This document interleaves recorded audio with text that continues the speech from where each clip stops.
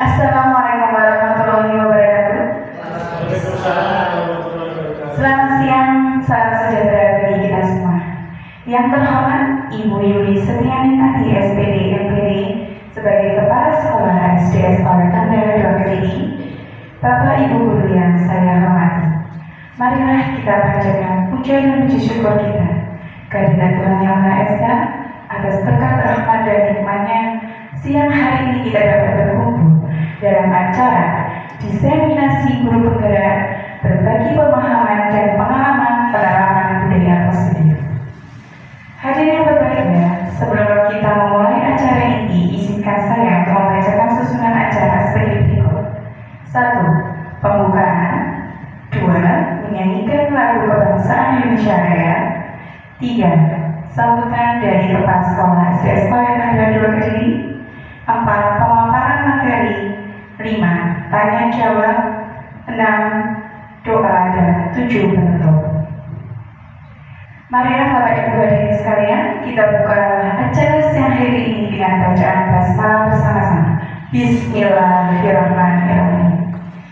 Untuk acara selanjutnya adalah menyanyikan lagu kebangsaan Indonesia Raya yang akan dipandu oleh Ibu Lia Kristanti SPD. Dipersilakan.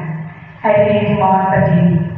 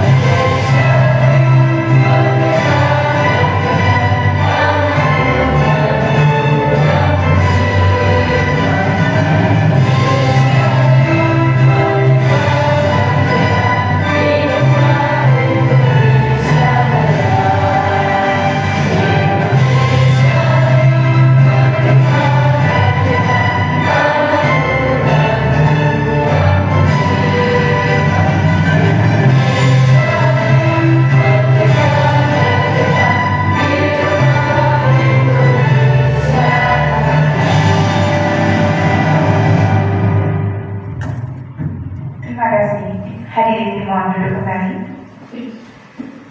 Acara selanjutnya adalah sambutan dari Ibu Kepala Sekolah SDS Tanda 2 PDI kepada Ibu Yuli Setianingsih SPD MPD. Persilakan. Terima kasih Bu Dina. Assalamualaikum warahmatullahi wabarakatuh. Terlebih dahulu kita panjatkan puji syukur kehadirat Allah Subhanahu wa Ta'ala yang telah memberikan kita nikmat bisa sehat bertemu kembali pada acaranya Bu Bita ini. Puji syukur kita panjatkan juga karena di antara kita sudah ada yang masuk lolos dalam seleksi guru penggerak. Sudah ada beberapa guru ya di antara kita, guru penggerak dan guru praktik sudah ada. Saya berharap Bapak Ibu guru yang lain juga menyusul seperti Bu Bita nanti. Pada siang hari ini kita bertemu dalam kegiatan berbagi pemahaman dan pengalaman penerapan budaya positif. Saya rasa di sekolah kita banyak sekali penerapan budaya-budaya positif ya. Di antaranya bila bertemu Bapak Ibu guru selalu bersama, membuang sampah pada tempatnya, kemudian melatih anak-anak kita dan melatih kita semua untuk berdisiplin, datang tepat waktu. Itu adalah bagian-bagian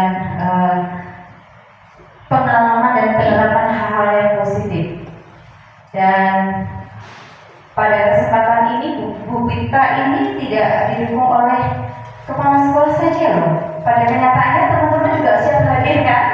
Walaupun ini mestinya sudah saatnya penjenengan mundur ya, sudah saatnya istirahat, tapi rela dengan sepenuh hati mengiringi, mendukung, mensupport Bu Pita sebagai guru penggerak dengan harapan apa? Ilmunya nanti akan bermanfaat untuk kita semua. Ilmunya jangan dipakai sendiri ya Bu Pita, dibagi dengan teman-temannya.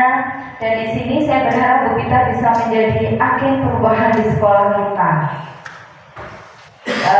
Semakin banyak ilmu, saya berharap juga kepada Bu Pita akan semakin bersahaja.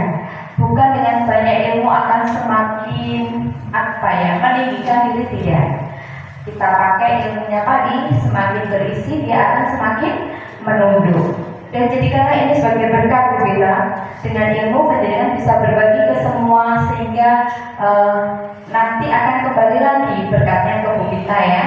Semoga sukses, ada manfaat dari apa yang Bu Pita jalani di guru penggerak ini.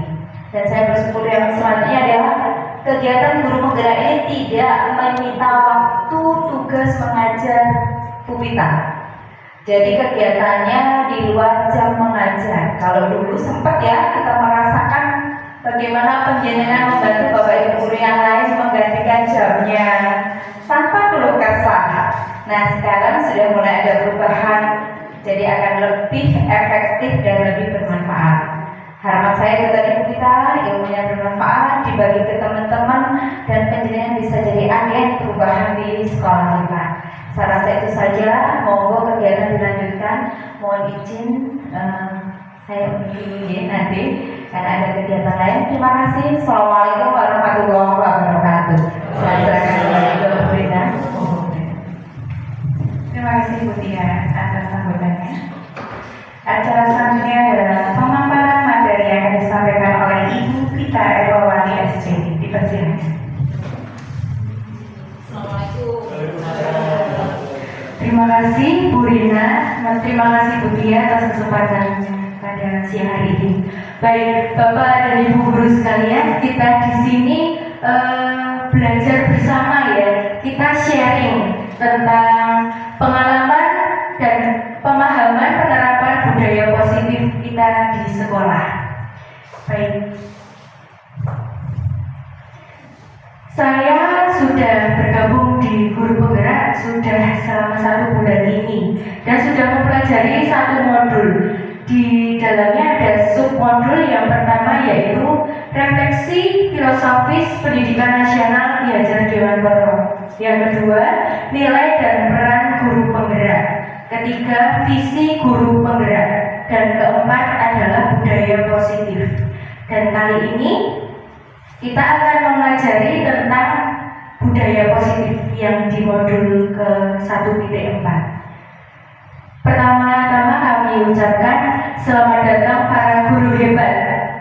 Mari belajar bersama, berkolaborasi, saling mendukung demi mewujudkan disiplin positif di sekolah kita tercinta.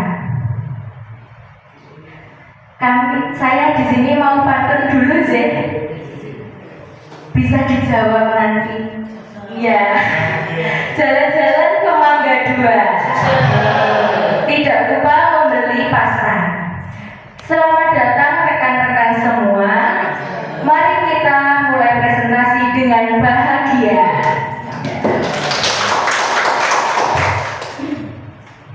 Konsep utama modul budaya positif.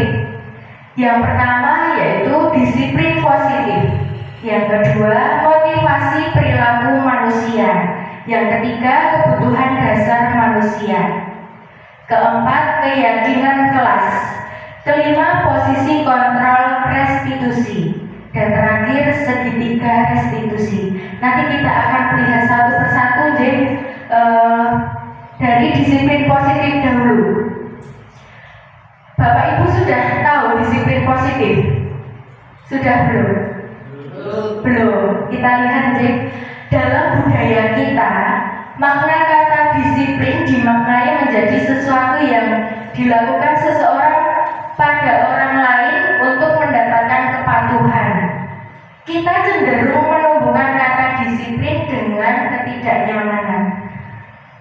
Selanjutnya, sebagai pendidik, tujuan kita adalah menerapkan anak-anak yang memiliki disiplin diri sehingga mereka bisa berperilaku universal, mengacu pada nilai-nilai kebijakan universal dan memiliki motivasi intrinsik bukan ekstrinsik. Intrinsik itu dari dalam. Jadi kita tumbuhkan motivasi dalam diri anak-anak. Selanjutnya, disiplin positif merupakan salah satu cara penerapan disiplin yang bertujuan untuk menumbuhkan kesadaran serta memberdayakan anak untuk melakukan sesuatu tanpa ancaman maupun hukuman. Jadi sudah tidak ada hukuman kepada anak-anak. Kita lihat profil pelajar Pancasila itu ada 6 karakter. Sudah hafal ya, sudah di luar kepala karena kita sudah menjalani kurikulum merdeka ini sudah lama. Yang pertama adalah beriman, bertakwa kepada Tuhan Yang Maha Esa dan berakhlak mulia. Yang kedua adalah berkebinekaan global. Ketiga, bergotong royong. Keempat, kreatif. Kelima, bernalar kritis. Dan keenam adalah mandiri. Motivasi perilaku manusia. Motivasi merupakan dorongan yang timbul pada diri seseorang secara sadar atau tidak sadar untuk melakukan sesuatu tindakan dengan tujuan tertentu. Yang pertama, menghindari ketidaknyamanan dan hukuman. Murid melakukan disiplin diri karena ia takut dihukum. Ini merupakan motivasi ekstrinsik di luar dirinya. Jadi anak-anak itu disiplin karena takut dihukum. Dan selanjutnya mendapat imbalan atau penghargaan dari orang lain. Murid melakukan disiplin diri karena ia ingin mendapatkan imbalan atau pengakuan. Ini merupakan motivasi ekstrinsik. Panjenengan saged melihat karakter anak-anak di setiap harinya. Mungkin ada beberapa dari motivasi perilaku manusia ini yang muncul pada anak-anak. Kita harus menggali itu untuk yang terakhir ini. Poin yang terakhir adalah menghargai nilai-nilai kebajikan diri sendiri. Jadi murid melakukan disiplin diri karena sadar akan nilai kebajikan dirinya. Ini merupakan motivasi intrinsik, jadi sadar dalam dirinya sendiri. Kita lihat konsep disiplin dengan identitas gagal. Hukuman, menyakitkan, tidak nyaman, murid takut, kemudian memaksa, murid menyembunyikan masalah, jadi tidak jujur, kemudian murid menjadi rendah diri, dan penghargaan di sini bisa saja menimbulkan ketidakefektifan Bapak Ibu, kemudian merusak hubungan atau sifat iri, dan mematikan kreativitas.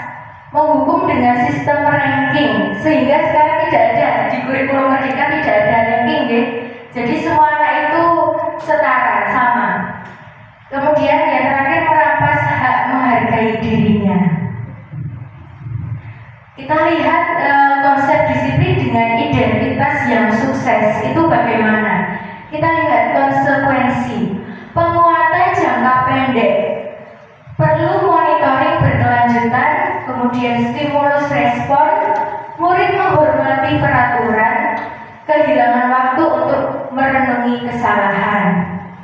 Sedangkan untuk restitusi, murid bertanggung jawab untuk perilakunya, jadi bertanggung jawab atas apa yang dia lakukan.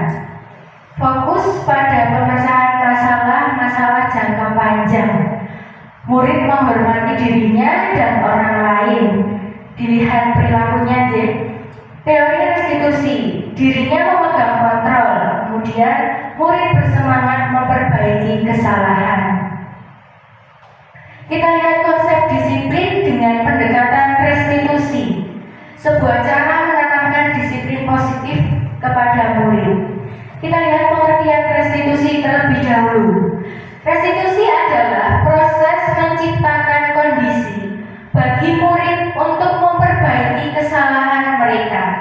sehingga mereka bisa kembali pada kelompok mereka dengan karakter yang lebih kuat. Itu pendapat Gosen tahun 2004. Ciri-ciri restitusi yang pertama, bukan menebus kesalahan, namun belajar dari kesalahan. Yang kedua, memperbaiki hubungan. Ketiga, tawaran bukan paksaan. Keempat, menuntun untuk melihat ke dalam diri. Kelima, mencari kebutuhan dasar yang mendasari tindakan. Keenam, fokus pada karakter bukan tindakan. Ketujuh, menguatkan dan fokus pada solusi. Kita lihat perbedaan. Di sini ada contoh kasus, Ibu. Siswa datang terlambat. Apabila kita menggunakan hukuman, guru menghukum siswa tersebut hormat pada bendera selama 10 menit. Kemudian guru marah dan murid menjadi takut. Kalau kita menggunakan konsekuensi, guru memberikan konsekuensi untuk menambah jam pulang. Contoh, apabila terlambat 10 menit, maka jam pulangnya ditambah 10 menit. Guru tegas dan siswa menghormati peraturan. Itu kalau konsekuensi. Kita lihat untuk restitusi. Guru menanyakan keyakinan kelas. Dirinya membantu siswa menyelesaikan masalahnya. Guru terbuka dan siswa memperbaiki kesalahannya. Sehingga kita bisa menggunakan yang restitusi, ya, Bapak Ibu, lebih berpihak kepada siswa. Jadi kita lihat dulu nanti. Di restitusi tadi ada, kita lihat keyakinan kelas, ya. Kita lihat materi selanjutnya yaitu keyakinan kelas. Guru berperan dalam mewujudkan terbentuknya keyakinan sekolah atau kelas dengan adanya kesepakatan antar guru dan murid. Di sini kita berkolaborasi, Bapak Ibu, dengan anak-anak juga, serta kita sebagai pendidik dan tenaga kependidikan, kita sama-sama mencari kebutuhan anak-anak itu. Kita lihat apa yang diperlukan. Di sini saya sudah mengajak anak-anak kelas 4H untuk membuat keyakinan kelas. Contoh bisa dilihat, yang pertama selalu bersikap positif. Kemudian senantiasa menjadi yang terbaik, diri yang terbaik. Percaya dan menghormati orang lain serta barang miliknya. Berkomitmen terhadap setiap tugas dan terakhir senantiasa membantu. Itu contoh keyakinan kelas. Bagaimana caranya dalam pembentukan keyakinan kelas? Yang pertama, lebih abstrak dari peraturan. Dan kedua, berupa pertanyaan universal. Ketiga, dibuat dalam bentuk positif. Keempat, sedikit saja agar mudah diingat. Kelima, sesuai dengan kondisi kelas dan sekolah agar mudah diterapkan. Dan terakhir, semua warga kelas dilibatkan saat membuat keyakinan kelas. Sebelumnya saya tanya dulu, Bapak Ibu, ketika berkendara menggunakan helm, itu tujuannya untuk apa? Keselamatan. Kemudian apa lagi? Mematuhi peraturan. Baik, Bapak Ibu sudah banyak memahami kata-kata kebajikan universal. Jadi ketika kita menggunakan helm itu tujuannya untuk keselamatan.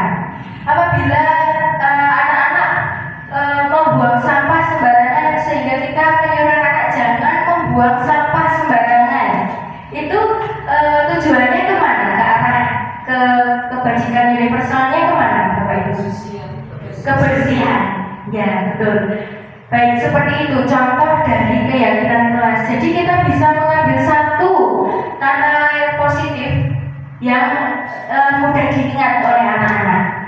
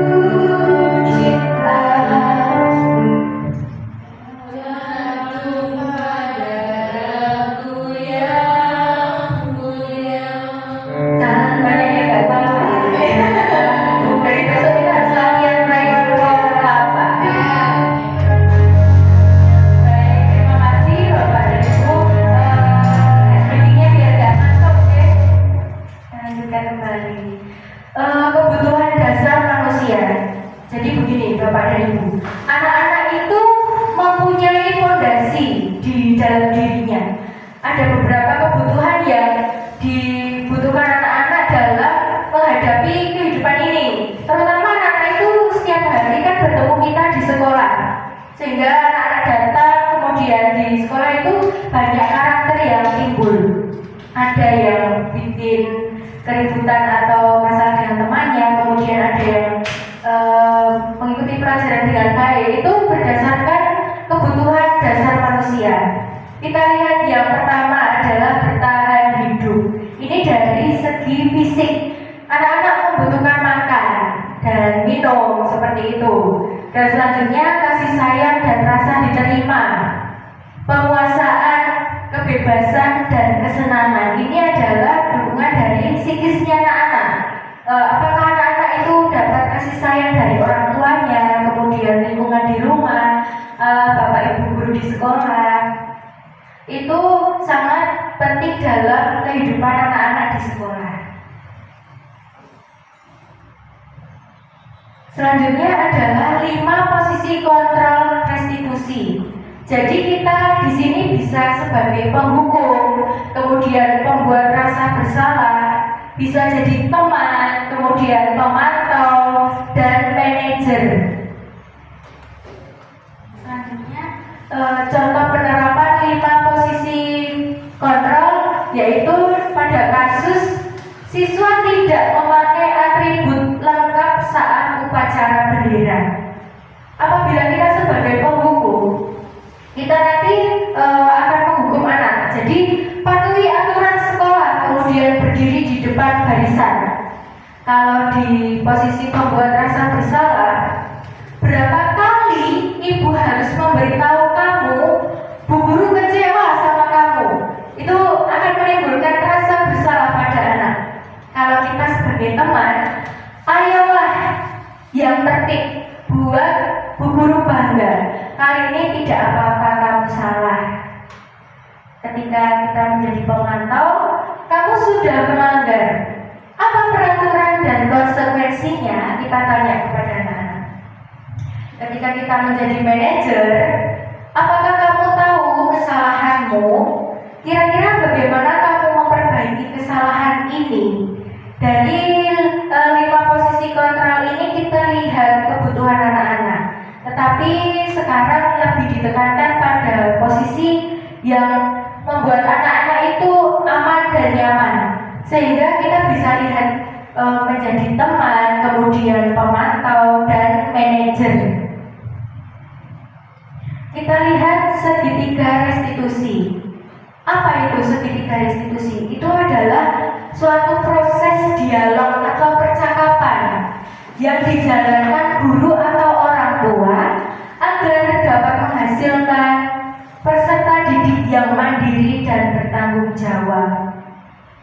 Jadi seperti ini, ada langkah-langkahnya Bapak Ibu.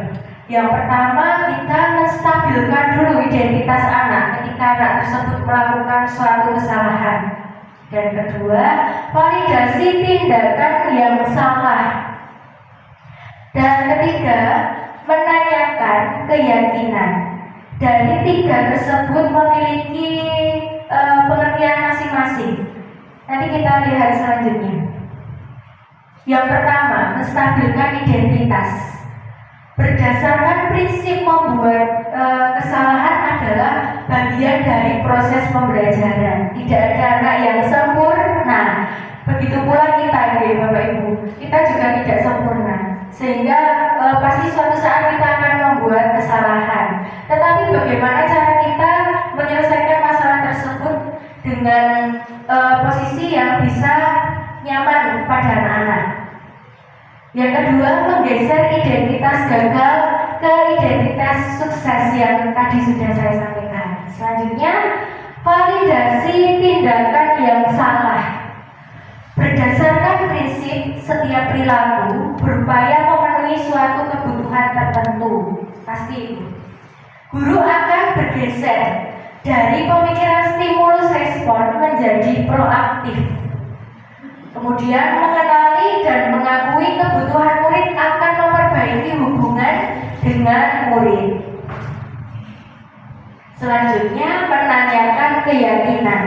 Keyakinan ini yang sudah tadi disepakati bersama Bapak Ibu, sehingga kita tanyakan kembali ke anak-anak. Murid akan diberi pertanyaan-pertanyaan bermakna untuk memunculkan motivasi secara intrinsik dari dalam dirinya, mampu mengaitkan keyakinannya dengan tindakan yang salah.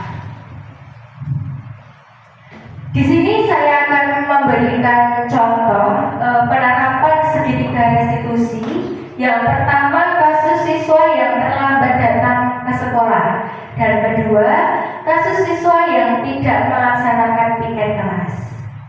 Kasus pertama, pada hari Senin 12 Agustus 2024, saya sebagai guru kelas 4 melaksanakan pembelajaran seperti biasanya. Pembelajaran dimulai pukul 7. Pembelajaran pertama dan kedua adalah seni budaya. Di tengah-tengah waktu saya mengajar, anak-anak ada satu anak yang datang terlambat. Anak tersebut datang pukul 7.30. Untuk menyelesaikan masalah tersebut, saya menggunakan langkah-langkah segitiga restitusi. Bisa disaksikan video ini.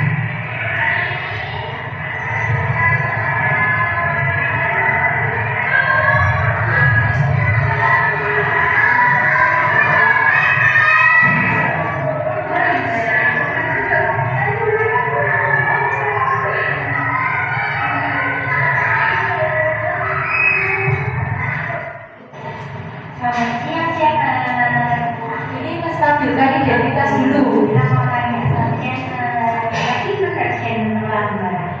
Kenapa terlambat? Terlambat. Oke, kenapa tidur malam?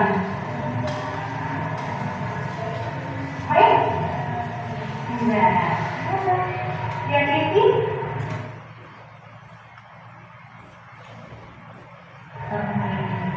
Baik, kalau sudah seperti ini, karena yang punya pengalaman, otomatis kamunya terlalu siang. Akibatnya apa tadi? Datangnya terlambat. Satu kali nggak apa-apa untuk validasi tindakan yang salah. Jadi sesekali tidak apa-apa seperti itu. Kalau kita bilang seperti itu, masih ingat nggak tentang keyakinan berat kita? Menanyakan keyakinan kita. Apa itu? Tidak boleh melambat atau gimana? Kalau yang lebih positifnya harus datang tepat lagi.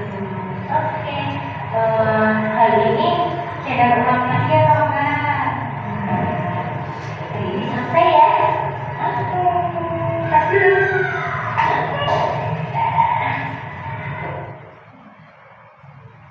Kasus yang kedua, Bapak Ibu. Pada hari Senin 12 Agustus 2024, saya sebagai guru kelas 4 melaksanakan pembelajaran seperti biasanya. Pembelajaran dimulai pukul 7 dan selesai pukul 13.25. Setelah selesai memulangkan anak-anak dan mengingatkan untuk melaksanakan piket, ada murid saya bernama Ino tidak ikut piket dan saya temui sedang beli jajan di kantin. Maka saya menggunakan segitiga restitusi untuk menyelesaikan masalah ini.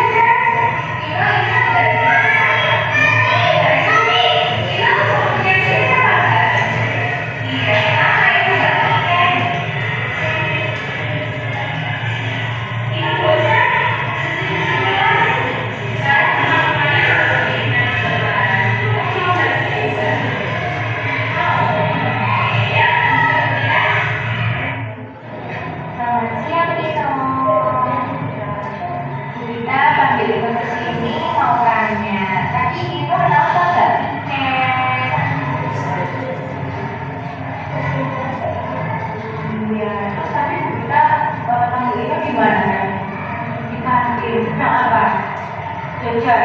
Nah, begitu. Padahal teman-temannya di kelas sedang di Ino sekali seperti ini nggak pernah.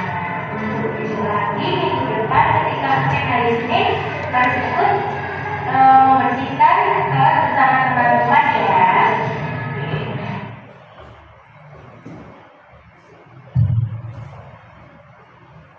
Baik, selanjutnya ini sudah ke slide paling akhir Bapak Ibu.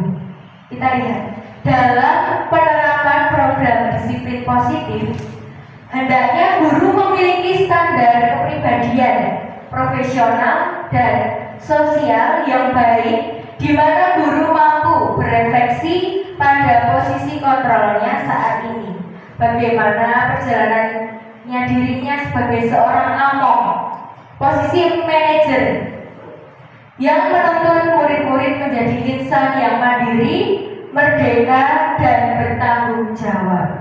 Tadi panjenengan sudah melihat video bagaimana menyelesaikan masalah anak-anak.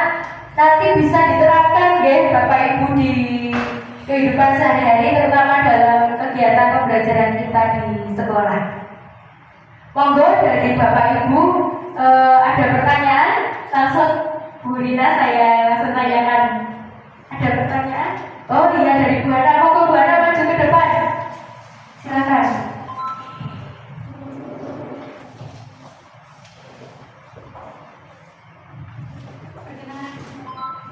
Baik, terima kasih. Nama saya Ibu Hana. Saya mau menanyakan soal bagaimana menerapkan segitiga restitusi apabila guru memiliki karakter dan prinsip berbeda. Ada pertanyaan lagi? Sudah, dari Bu Hana saja. Baik, Bu Hana langsung saya jawab di pertanyaannya.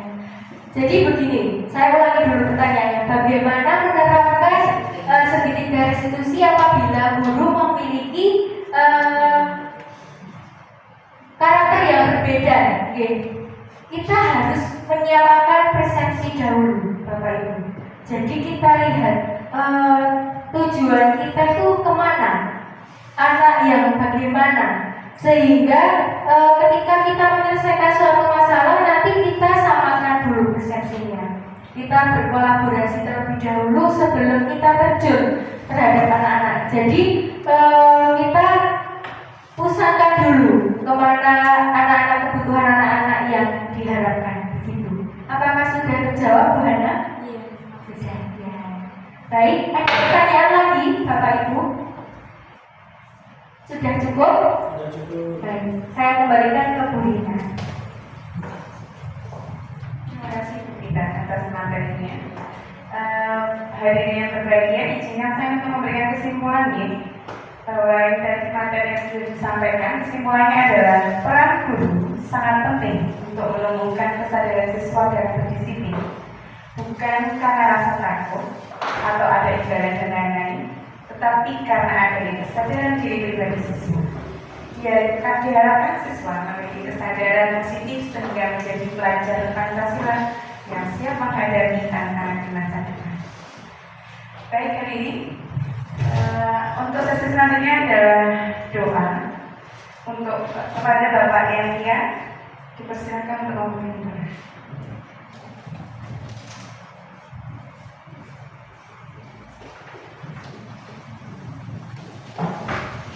Mohon izin Bapak Ibu, mari kita bersama-sama kita tutup kata ini dengan bacaan doa.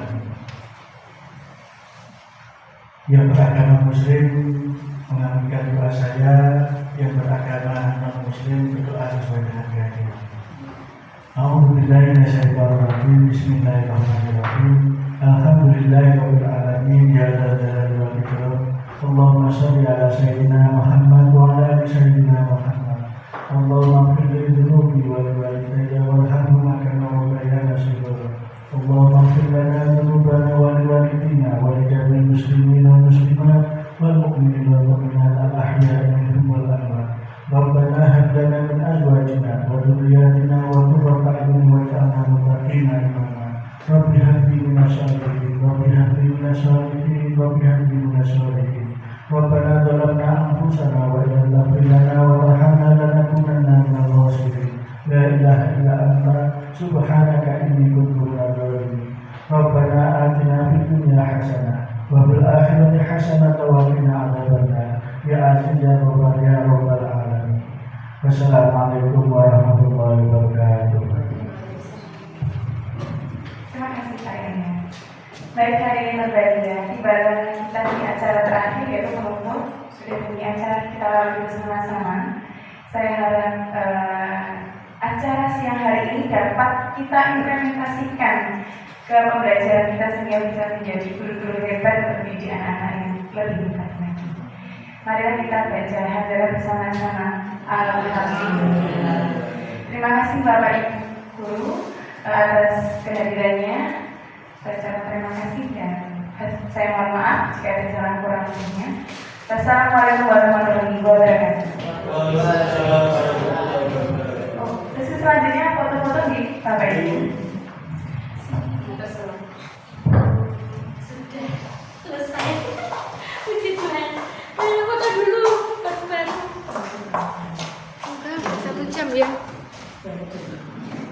Oh, 45 menit.